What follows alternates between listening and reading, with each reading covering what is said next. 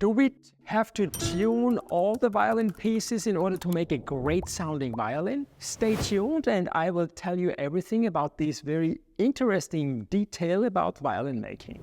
Hello, back again. This is Edgar from Cremona, Italy. And I'm building instruments every day from the morning until late at night. A fundamental part of the instrument is actually the arching, which we have. And then inside we have to carve it out and we have to make thicknesses. And these thicknesses are a little bit different from the top, where the F-holes are cut, to the back, which is on the back side of the instrument. In order to make that, we have to measure here the thicknesses. You would say there is a certain concept of thicknesses. Yes, that's true. But the concept itself is not the secret. It's because you measure one instrument and then you can make it on 100,000 instruments. This is how factory-made instruments are made, and they can sound already pretty good. But if you want to grade up and you want to get into a better category, then you have to calm down and use your hands,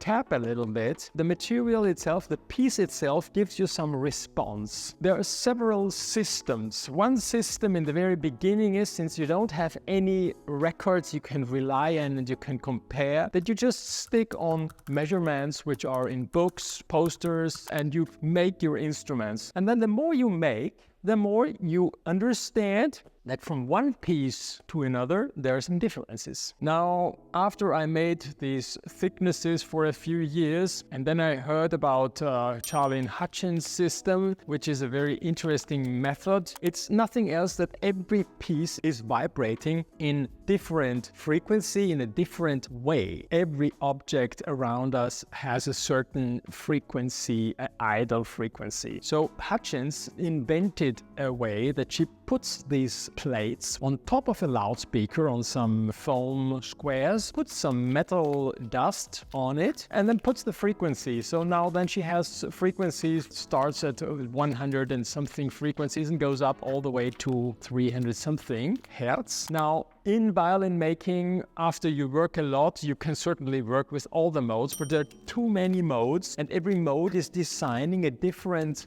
figure on the plate with this metal dust, which remains in the areas which are not vibrating. And I remember that at a certain point when I discovered this system in the very beginning, I thought this is a great way to work. Mainly when you work in daily life, mode 2 and 5 are the major modes which really are having an impact, and while you're working, you can adjust these very well. There's a community out there who's living and would die for the Hutchin's system. I worked for several years with this Hutchin's method, and it's really, really interesting. Besides that, you work with these measurements which you have written, and another thing is the weight. You put that on a scale and then you read the weight every time you build an instrument. You do nothing else than taking notes of your data. And in the very beginning, it's a pain when an instrument goes away because you cannot have more access to this instrument you have made. Once you're over all these steps, then you realize that you don't have to write anything. I don't write now anything anymore. I have my concept, I have my ideas, and I know the areas where I want to take away in order to change the plate in case the wood doesn't vibrate great. One thing is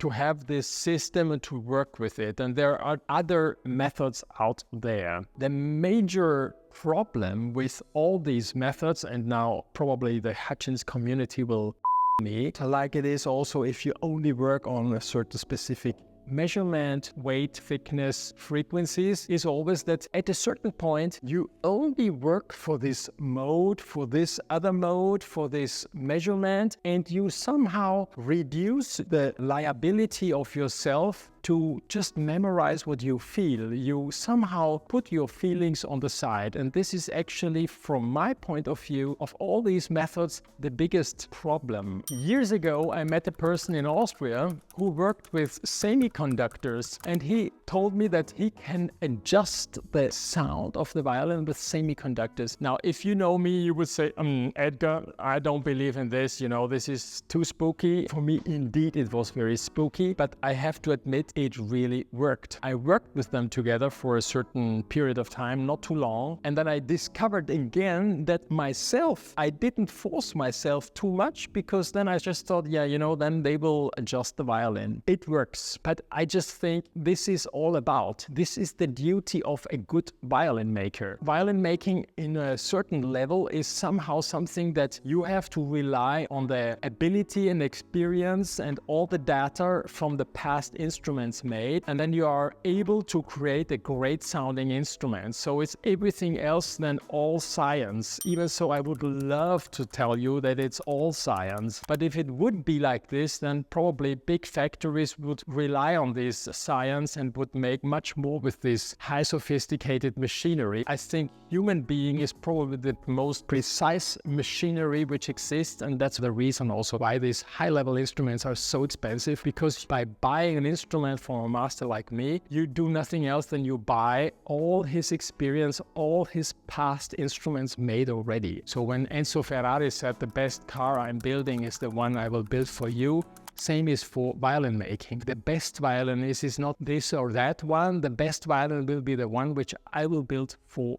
you. Stradivari, by the way, worked with something very similar like this here, this nail which is smashing into the wood, and on some Stradivaris you can still see here in the inner side some dots where he didn't take away the material because he was using these measurements, which means that he had some ideas of some areas where he had to make some specific measurements, and then later on he just finished it by hand. There is one more detail why I don't love the Hutchin's method, only that one is a very clear point, that all these pieces, once you are ready, let's say here the top of a nice Stradivari, if you touch it like this and you put it on the loudspeaker and you have your modes, so everything in perfection, then you have to put in a bass bar, and the whole frequencies of the entire piece is completely different with the bass bar glued in. And this is just for the top. For the back, same thing, but